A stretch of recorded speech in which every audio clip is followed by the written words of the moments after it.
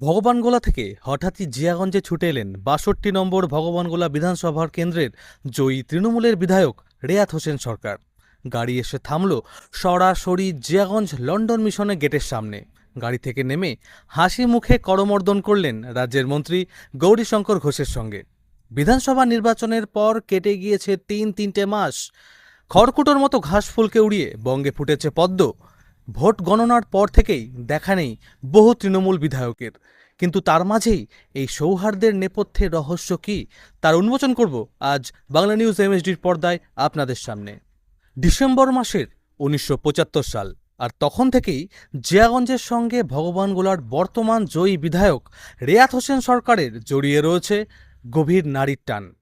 পুনরায় প্রাণ ফিরেছে লন্ডন মিশন হাসপাতালের, আর সেই কথাই কানে পৌঁছাতেই কাল বিলম্ব না করে তিনি পৌঁছে গেলেন জিয়াগঞ্জের লন্ডন মিশন হাসপাতালে।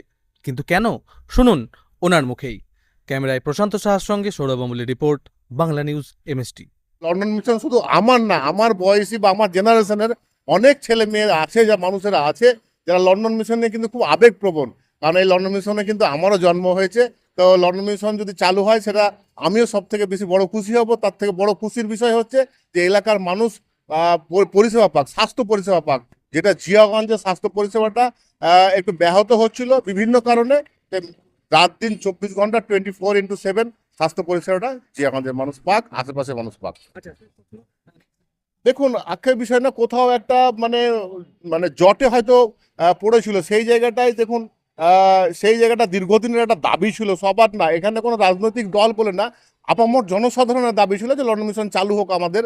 এবং লন্ডন মিশনটা চালু হলে পরে যে কি লাভবান হব আমরা সবার পক্ষে, সেটা কিন্তু আজকের দিনে এখন বিভিন্ন কারণে হয়তো এখানে চালু হয়নি বা করতে পারেনি, বা টেকনিক্যাল কোনো ফল্ট ছিল, আইনের জটিলতা। আমি শুনতাম যে জানি না আভ্যন্তরীণ বিষয়টা, আইনের জটিলতা কিছু একটা ছিল, হস্তান্তরের বিষয়টা ছিল।